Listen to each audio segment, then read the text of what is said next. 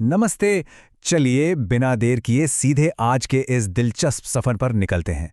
आज के इस एक्सप्लेनर में हम श्रीमद् भागवत में बताई गई समय, ब्रह्मांड के विनाश और मोक्ष की उन विस्मयकारी अवधारणाओं को डीकोड करने वाले हैं, जो सच में दुनिया को देखने का नजरिया बदल सकती हैं। आज के इस यात्रा में हमारे 5 मुख्य पड़ाव होंगे। युगों का कालचक्र, कलयुग का पतन, कल्कि अवतार का उदय, ब्रह्मांड के 4 प्रलय और अंत में हम समझेंगे कि मुक्ति का मार्ग असल में क्या है। तो चलिए सबसे पहले पड़ाव से शुरुआत करते हैं, युगों का कालचक्र। इस ब्रह्मांड का एक बड़ा ही दिलचस्प नियम है। समय यहाँ कोई सीधी रेखा नहीं है, बल्कि एक गोल पहिया है, एक निरंतर चक्र। मानव सभ्यता 4 अलग-अलग युगों से होकर गुजरती है। सत्ययुग से शुरुआत होती है, फिर त्रेता युग आता है, उसके बाद द्वापर और अंत में कलयुग।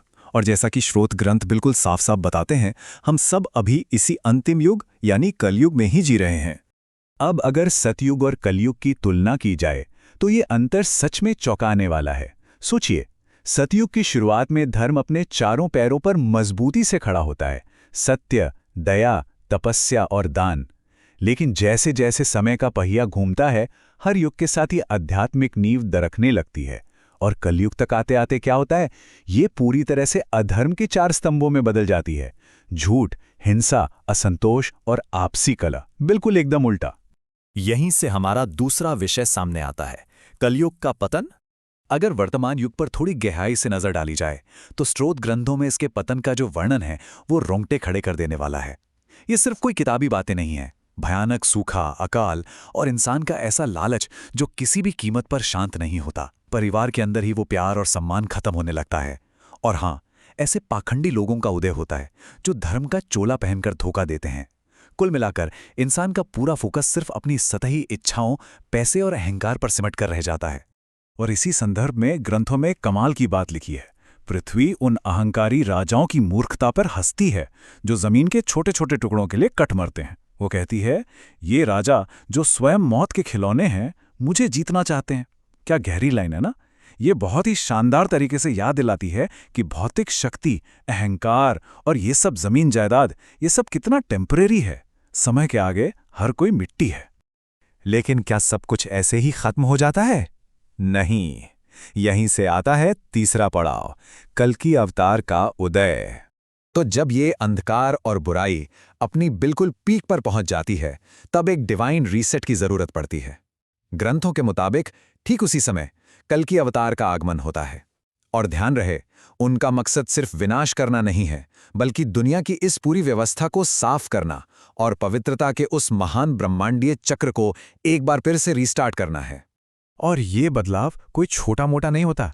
एक तरफ वो घोर अंधकार वाला युग है जो पूरी तरह से पतन की तरफ जा रहा है, और दूसरी तरफ कल्कि अवतार के प्रभाव से पैदा होने वाला एक नया स्वर्णिम सवेरा। बताया जाता है कि उनकी उपस्थिति मात्र से ही बची हुई मानवता के हृदय अचानक पवित्र हो जाते हैं। लोगों का मन वापस सत्य और सच्ची भक्ति की तरफ मुड़ जाता है, और बस वहीं से एक नए सतयुग की पहली किरण फूटती है।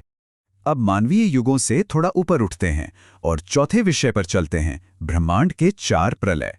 चलिए अब थोड़ा जूम आउट करते हैं और चीजों को एक बहुत बड़े कॉस्मिक लेवल पर देखते हैं। 1000 ये सिर्फ एक नंबर नहीं है, ये उन चतुर्युगियों यानी 4 युगों के चक्रों की संख्या है जिन्हें मिलाकर ब्रह्मांड के रचयिता ब्रह्मा के जीवन का केवल एक दिन बनता है। जरा कल्पना की जाए, 1000 बार सतयुग से लेकर कलयुग तक का चक्र घूमेगा, तब जाकर ब्रह्मा का एक दिन पूरा होगा। ये समय का एक ऐसा पैमाना है जो सच में दिमाग को चकरा देता है। और अगर प्रलय की बात करें तो विनाश सिर्फ एक अचानक होने वाली घटना नहीं है। ये ब्रह्मांड कई अलग अलग पैमानों पर लगातार विलीन हो रहा है। इसके 4 प्रकार बताए गए हैं। पहला है नित्य प्रलय, जो हर पल हर प्राणी में हो रहा है, एक निरंतर क्षय। दूसरा है नैमित्तिक प्रलय, जो तब होता है जब ब्रह्मा जी का दिन खत्म होता है और वो सो जाते हैं। तीसरा प्राकृतिक प्रलय, यानी प्रकृति के मूल तत्वों का पूरी तरह से विघटन।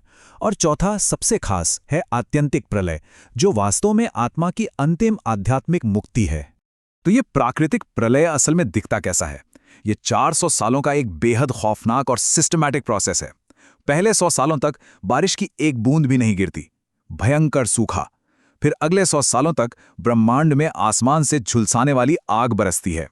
उसके बाद 100 सालों तक प्रचंड आंधियां चलती हैं। और अंत में अगले 100 सालों तक मूसलाधार ब्रह्मांडीय बारिश होती है। पृथ्वी जल में, जल अग्नि में, अग्नि वायु में और वायु आकाश में विलीन हो जाती है। अंत में कुछ भी बाकी नहीं रहता, सिर्फ शून्य। ये सब सुनकर थोड़ा डर लग सकता है, इसलिए आते हैं हमारे 5वें और आखिरी पड़ाव पर, मुक्ति का मार्ग। इस इतने बड़े और डरावने विनाश को समझने के बाद जहन में बस एक ही सवाल आता है कि निर्माण और विनाश के इस भयानक अंतहीन लूप से बाहर कैसे निकला जाए। और यहीं पर आत्यंत प्रलय का कॉन्सेप्ट काम आता है।